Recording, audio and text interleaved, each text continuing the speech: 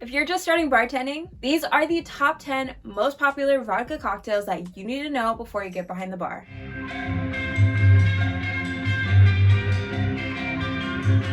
Also, just want to let you guys know, this is going to be part 1. So we'll be doing 5 cocktails in this video, and then part 2 will be 5 other vodka cocktails.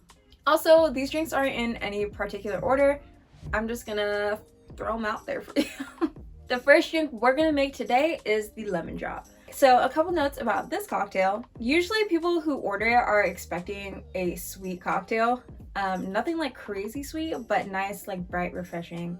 But they definitely are probably wanting to have it sweet so that they don't taste the alcohol. Is this a stereotype? I don't know. But when I turned 21, I wanted a lemon drop martini. Actually, lemon drop martini was one of the first cocktails I learned how to make because it's so easy and so simple. If you want to make it less sweet, just put less simple syrup in there. Forget about the agave. Add 3/4 of an ounce of simple syrup.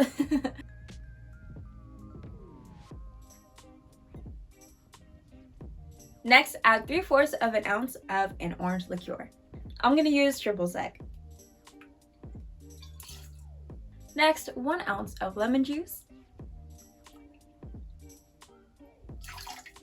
And last but not least, 1.5 ounces of citrus vodka. You can also use regular vodka if that's all you have available to you. And if that's the case, you might have to adjust your other ingredients to make it taste the same.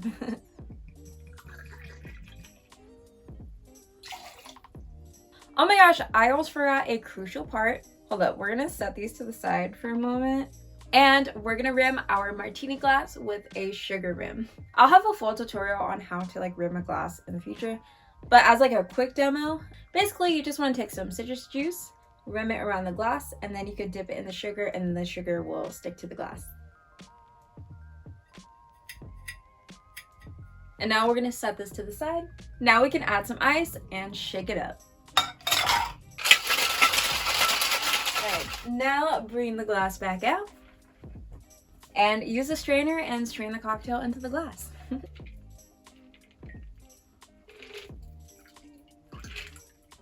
And as an extra touch, I'm gonna add a lemon wheel for garnish. And that's how to make a lemon drop martini. Cheers! Citrusy, sweet, refreshing. Bro, this is so good. So good. Next up, we have the Cosmopolitan. Grab a shaky tin. And for the first ingredient, we're gonna add a 1/2 ounce of lime juice.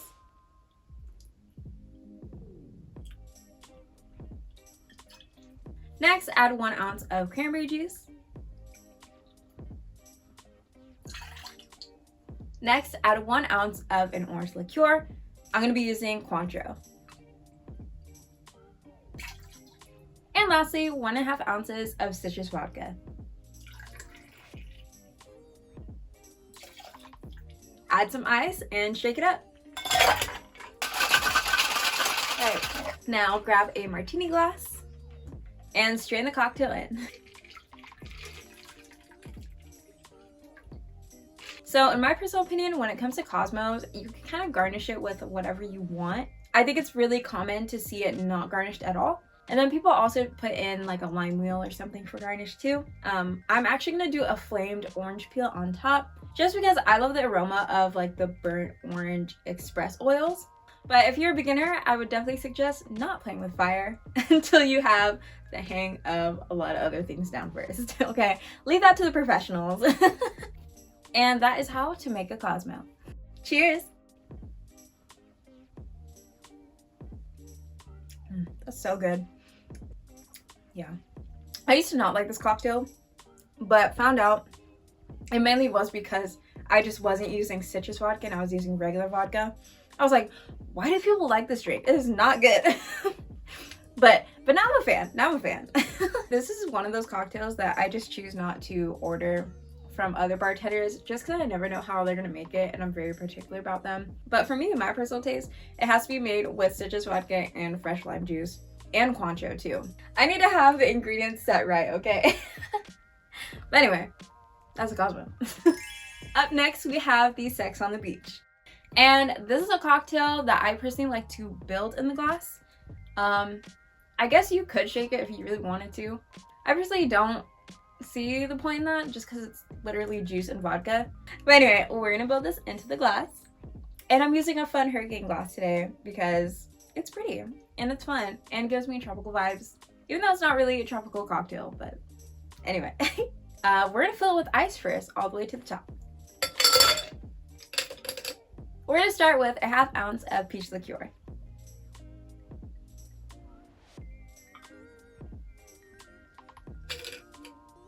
Next, we're gonna add 1.5 ounces of vodka.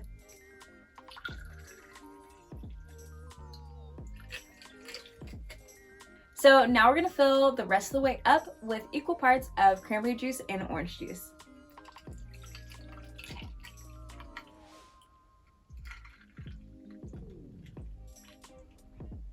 And to finish off our Sex on the Beach, we're gonna use an orange slice for garnish.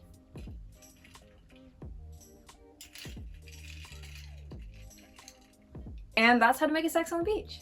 Cheers! Okay. Fruity, citrus. It's good. For me personally, it's not my go-to drink, but it is really good. Especially if you don't want to taste your alcohol, this will definitely do it for you. But, I mean, that's just my personal opinion, so whatever. Next up, we have the Moscow Mule. And for this cocktail, we're going to build it into a copper mug because that is actually what it traditionally is supposed to be served in. But the copper mug doesn't make it the Moscow Mule, okay? But anyway, we're going to add some ice first. And for the first ingredient, we're going to add a 1/2 ounce of lime juice.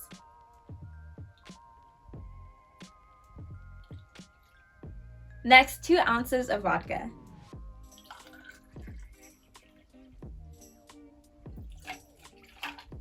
And for the final ingredient, we're going to top it off with some ginger beer.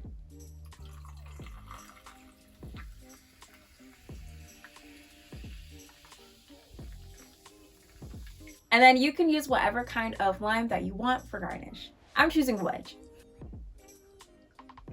Bam, that's a Moscow Mule for you. Cheers.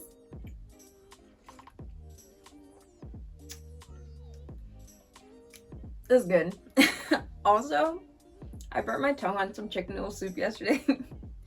Like, my taste buds aren't all the way there, but a Moscow Mule is a motherfucking classic. It is a classic for a reason because it is so good. Yup, ginger beer, lime, so good. Such good flavors. Fabulous. The last drink of today is going to be a White Russian. And this one, we are also going to build it into a rocks glass. First, we're going to add the ice. The first ingredient we're going to add is 1 ounce of coffee liqueur. Next, add 1.5 ounces of vodka.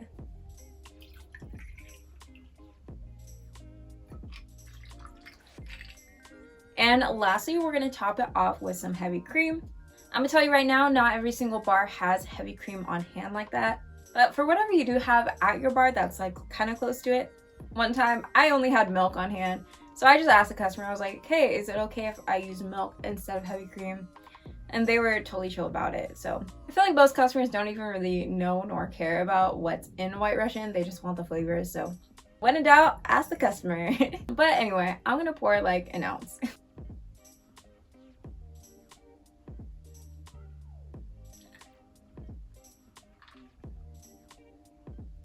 And that's pretty much it, actually. Cool thing about this one is it doesn't really have to look a particular way. Some people are fancy and they like to float like the heavy cream on top. I personally kind of like the look of the gradient, so I just kind of drizzle it on top and call it a day. But anyway, that is how to make a White Russian. Cheers! Another thing about this drink, the sweetness level really depends on what kind of coffee liqueur that you use. Today I used Mr. Black, which is a coffee liqueur that goes more towards like that bitter coffee flavor. So this one is very much a punch in your face, coffee and cream, but like no sugar at all. So I personally don't mind it, but if you guys use like Kahlua or something, I mean, I think you should be good on the sweetness because Kahlua is a bit more on the sweet coffee side. But yeah, just wanted to throw that little tidbit in there. But yeah, this one's like a punch to your face, honestly. My taste buds have adapted, and I also can't feel my taste buds because I burnt my tongue. But anyway, cheers to that. Alright, you guys, that is the end of part 1 of the top 10 most popular and most ordered vodka cocktails that you need to know if you are just starting bartending. I hope you guys enjoy this video and stay tuned for part 2. Stay fly!